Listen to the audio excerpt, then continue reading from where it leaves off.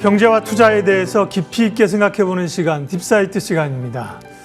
주식시장은 항상 주도주를 갈망합니다. 그래서 이제 뭐 반도체라든지 최근에 뭐 여러 섹터가 있지만 또 가능성이 있고 많은 분들이 보는 쪽이 제약바이오 아니겠습니까? 그러나 제약바이오는 항상 변동성을 머금고 있기 때문에 해석을 잘 해주시는 분이 필요합니다. 제약바이오주 최근 흐름과 투자의 아이디어들 인풀바이오 리서치 이혜진 대표님 모시고 말씀 나누겠습니다. 어서 오십시오. 네, 반갑습니다. 네. 말씀드린 것처럼 제약바이오는 관심은 있는데 상처들도 많고 어렵고 해서 쉽게 좀 풀어주셔야 됩니다. 네. 일단 전체적으로 제약바이오가 시장에서 이렇게 조금 관심에서 멀어졌던 일부 종목을 빼고는 시들시들했던 이유들이 무엇일까요? 뭐 고금리의 영향이라고 봐야 되나요? 네, 네, 확실히 뭐 신약을 개발하는 회사들은 금리 영향이 대단히 큽니다. 네. 그러니까 신약을 개발하기 위한 기술을 이제 개발하기 위해서는 시간하고 돈이 필요한데 돈만 있으면 기술 그 시간도 앞당길 수 있다. 그 신약 개발하는 회사들에 있어서 얼마나 이제 돈의 가치가 중요하느냐. 대표적으로 뭐 M&A 같은 게 이제 돈을 통해서 시간을 줄이는 방법이잖아요. 네, 맞습니다. 그래서 그 이제 최근에 보면 금리가 한 2년 정도 계속 이제 상승을 해왔기 때문에 금리하고 그다음에 최근에 그 주가하고는 정확하게 역의 상관관계. 그러니까 금리가 올라 있는 상황이기 때문에 현재도 지수상으로 보면 그렇게 시원하게 오르지 못하고 계속 횡보하고 있는 그런 상황이다. 이렇게 볼 수가 있고요. 이제 그렇다고 해서 금리가 절대적인 변수냐 그러면은 그것만은 아니다. 그것만 아니다. 네. 그래서 또 다른 건 그럼 뭘까요? 과거 사례를 좀 봐야 될 텐데요. 미국 같은 경우에 2015년 이후에 2017년부터 해서 한 3, 4년 정도 금리가 계속 올라가는데도 불구하고 주가가 상승한 그런 경험이 있습니다. 그거는 그 바이오 관련한 기반 기술, 예를 들어서 차세대 염기 서열이라든가 또 유전자 가위 이런 기술들이 나오면서 향후에 지금까지 치료제를 만들지 못했던 이제 연구 개발이 가능한 거 아니냐 이런 기대감, 그 다음에 기대감뿐만이 아니라 실질적으로 임상 파이프라인으로 막 신약을 개발하기 위해서 올라왔거든요. 그래서 말씀드리고 싶은 거는 금리가 대단히 중요한 변수기는 한데 절대적인 건 아니고 기술의 혁신, 그 금리를 이길 정도의 빠른 혁신이 있느냐 없느냐 그 점도 대단히 중요하다라고 말씀드릴 수 있습니다. 일반적인 이제 기업으로 얘기하면 기술 개발이겠고요. AI 혁명, 이제 제약바이오 회사들은 연구 개발, 새로운 약의 개발, 거기다가 뭐 세상의 변화들 뒤에 얘기할 기회가 있겠습니다만 뭐 비만이나 당뇨나 다이어트나 이런 데 사람들이 관심을 쓰지 않습니까? 그렇죠? 그런 세상의 변화들도 제약바이오에게는 긍정적인 역할이겠습니다. 자, 그러면 이제 최근에 이슈가 됐던 그 기업들과 품목들을 좀 하나씩 좀 볼게요. 저희도 뭐 뉴스로만 봐서 참 구체적인 건 몰라서요. 일단 HLB의 간암 신약 리보세라닙, 이게 이제 FDA 허가를 상당히 기대하면서 주가도 올랐는데 보안 요구를 받으면서 이게 뭐 승인 불발이라고 봐야 됩니까? 지연이라고 봐야 됩니까? 그 주가 많이 이제 밀렸는데 현재 상황은 어떻습니까? 네, 정확히 얘기하면 허가가 지연되면서 불발되면서 허가가 지연되었다 이렇게 이제 봐야 될 것 같고요. 7월 2일에 그 이제 FDA하고 이제 퍼실리티 쪽 문제냐 그리고 또 임상 관련한 그런 문제점들 이 두 가지가 이제 지적이 되었는데 먼저 퍼실리티 관련한 미팅이 7월 2일 예정이 되어 있습니다. 그래서 그 미팅 결과에 의해서 앞으로 이제 상세하게 이제 내용을 알 수 있지 않을까 현재로서는 그렇게 생각이 되고요. HLB가 그 퍼실리티라는 건 죄송하지만 설비. 근데 맞습니다. 이게 이제 제조 설비. 중국의 이제 항서제약 쪽하고 손을 맞습니다. 잡고 아마 그쪽에서 생산 라인은 그쪽을 통한 것 같은데요. 맞습니다. 그쪽에서의 FDA 실사 결과 뭐 여러 좀 문제점들이 발견된 것 같아서 그 설비에 관한 이런 것들은 이제 조율 과정이 있다는 거죠. 그렇죠. 그래서 이제 FDA에서 어떤 문제점을 어떤 식으로 지적을 했는지 그 상세한 내용을 받아봐야지 향후에 어느 정도 기간에 걸쳐서 이 문제가 해결될지 좀 정확하게 예측이 가능하지 않을까 생각을 하고 있고요. 예. 무엇보다 이 HLB가 이제 그 불발되면서 신약 승인이 불발되면서 주가가 급락하고 하기도 했고요. 네. 그 다음에 뭐 어느 정도는 영향을 받았지만 전반적으로 영향을 받지는 않았습니다. 제약바이오 전체로는. 네, 네. 예. 그래서 그 이유는 이 문제가 조금 전에도 말씀드렸지만 약효에 문제가 있는 것이 아니다. 이런 이제 인식들이 강했던 거죠. 네. 왜냐하면 기존에 우리나라 업체들이 신약 개발해서 3상만 갔다 하면은 약효가 없다라는 이유로 이제 신약 승인이 불발이 되었었는데 네. 특히 이제 임상 3상에 이제 실패한 그런 케이스들이 많죠. 그래서 실망감을 굉장히 많이 주었었는데 이번 같은 경우에는 효능과 관련한 문제가 아니거나 그 이외의 문제죠. 그에 따라서 신약을 개발하고 있는 다른 회사들에 대한 영향 이런 것들도 제한적이었다라는 것이고요.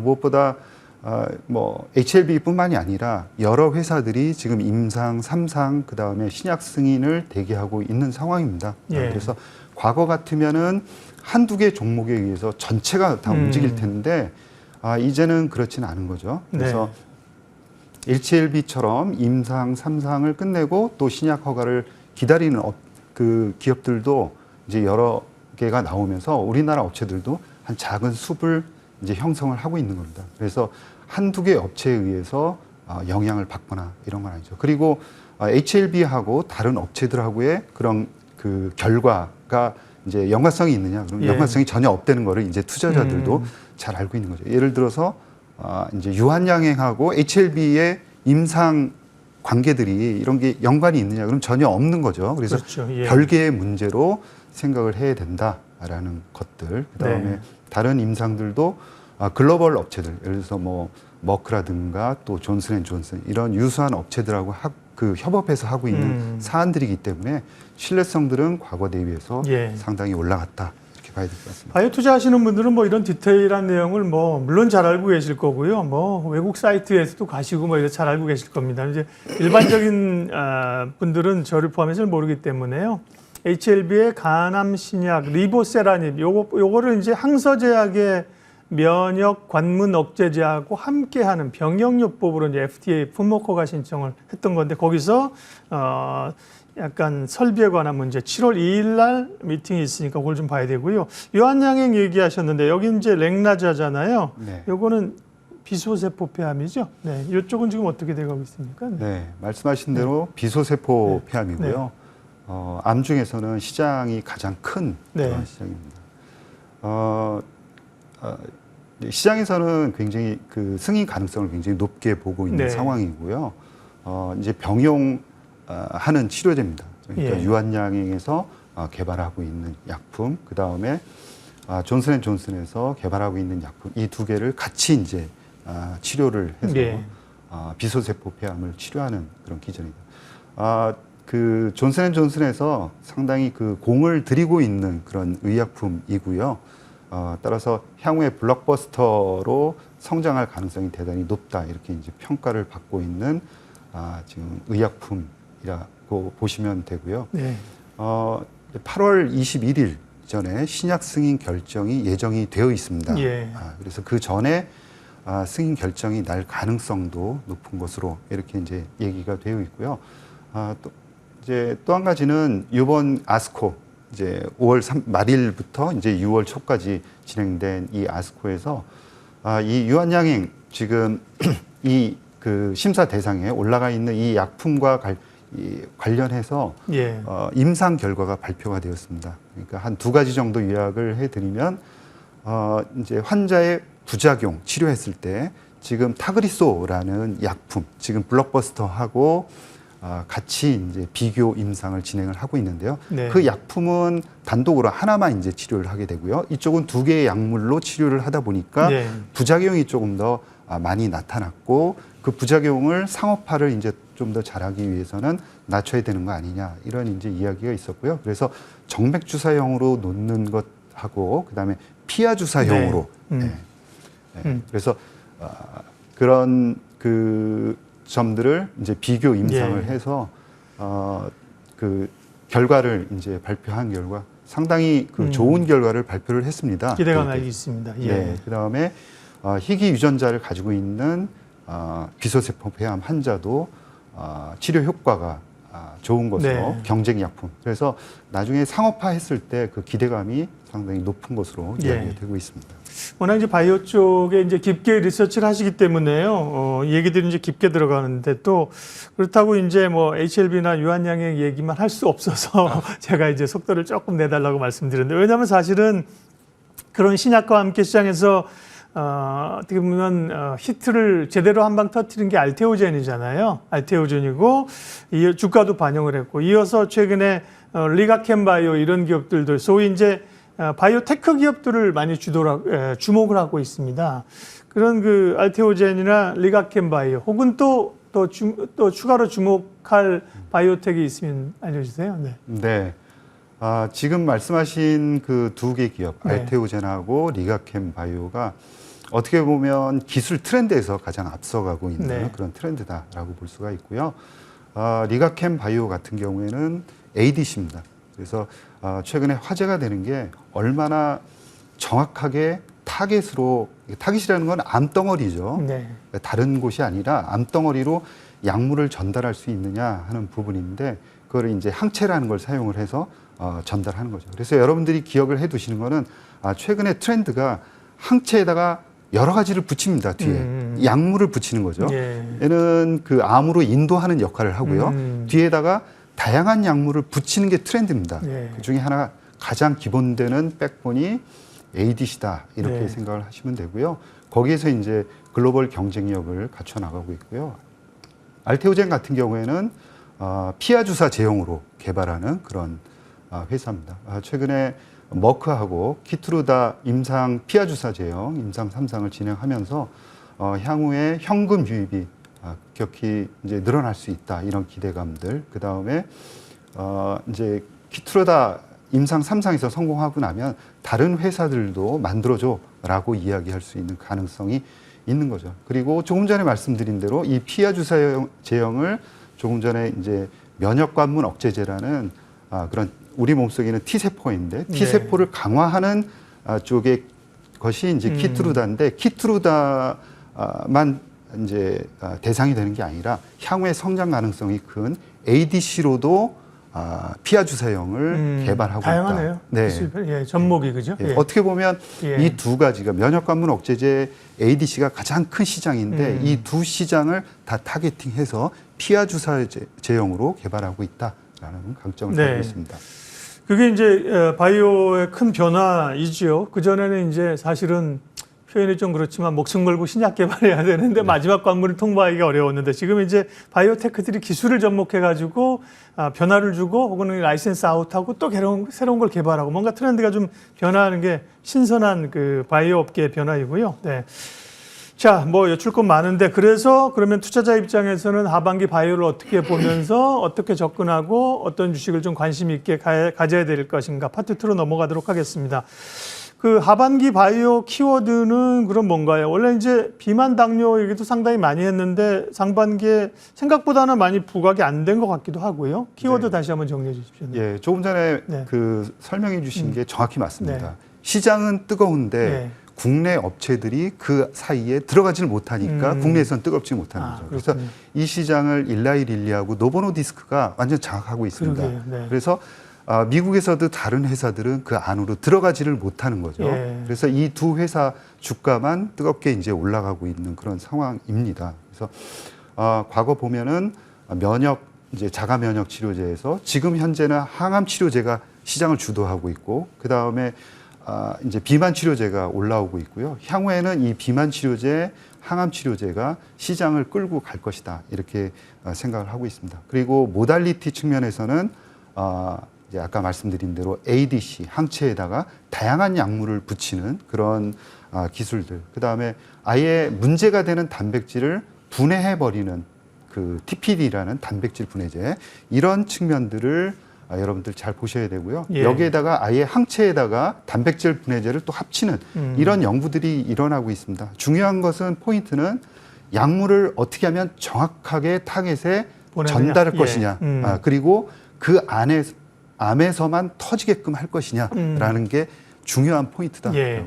그래서 이제 제약바이오 투자하시는 분들은 다 아시겠지만 국내 기업들에게만 이렇게 봐서는 안 됩니다. 그죠? 글로벌 시각을 보고 글로벌 기업들을 아까 이제 암을 뭐 병행요법으로 하시듯 투자도 병행 투자를 좀 해야 됩니다. 그런 점에서 글로벌 기업 중 가운데서 가장 탑픽, 국내 기업 가운데 또 관심 있게 볼 기업, 그 기업 얘기 좀 먼저 해주시겠습니까? 네. 네.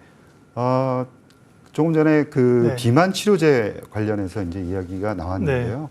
향후에 이제 $1,000억 이상으로 이제 시장이 커가는 그런 거대 시장이다 이렇게 봐야 될 것 같고요. 네. 비만뿐만이 아니라 다양한 심장 질환이라든가 간 질환, 신장 질환, 또 최근에는 알츠하이머까지 다양한 확장성을 최근에 보이고 있습니다. 그래서 미국 업체 중에 지금 일라이릴리하고 노보노디스크하고 같이 이제 좀 사이에 치고 들어갈 수 있는 회사로는 암젠을 제가 보고 있고요.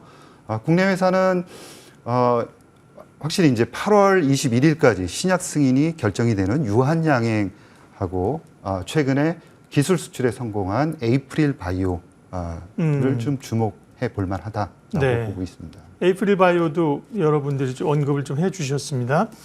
그러면 이제 마지막으로 이게 바이오가 어려운 게 사실 개별 투자에 많은 그 리서치와 신뢰를 가지고 시간이 필요하기 때문에 산업이 성장한다면 이제 ETF 투자가 좋은 대안이지 않겠냐라고 생각하잖아요. ETF를 통해서 투자할 수 있는 국내를 포함해서 제약바이오 투자 뭐 요령이랄까 방법 좀 알려주세요. 네. 네.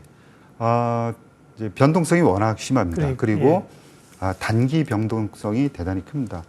제 생각에는 포인트는 국내에도 이제 그 제약바이오에 집중적으로 투자하는 ETF들이 나와 있습니다. 네. 투자하기 둘 다 좋다 이렇게 생각을 하고 있고요.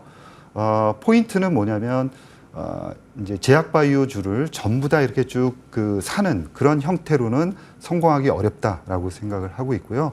글로벌 경쟁력을 갖춘 기업들로 핵심주들만 이렇게 모아서 투자하는 그런 핵심 이제 집중적으로 투자하는 그런 ETF들이 성공 가능성이 높다라고 보고 있습니다. 그래서 여러분들이 그 이제 포트폴리오로 이 바이오는 대응을 해야 되는데 ETF도 변동성이 심합니다. 그래서 여러분들이 변동성을 견딜 수 있는 그 한도 내에서 일정 부분 투자를 하시는데 조금 더 길게 보고 하시는 것이 중요하지 않을까. 국내 ETF도 근데 국내 ETF는 너무 좀 썰림일 그냥 2차 전지도 잘할 때 양극재 몇 개 그냥 확 쏟아붓고 최근에 국내 ETF 가운데 일라이릴이랑 노보노디스크 두 종목만 하는 것도 있어요. 그런 건 사실 ETF에 워낙 그 취지에 좀 벗어나는 거 아닌가 싶기도 하고 미국에도 그런 제약주 관련된 ETF들을 국내 투자자들 많이 사시는 게 몇 개 있던데요, 그죠? 네, 맞습니다. 아이쉐어 것도 있고, 그죠? 네, 맞습니다. XBI라는 그러니까 바이오텍들만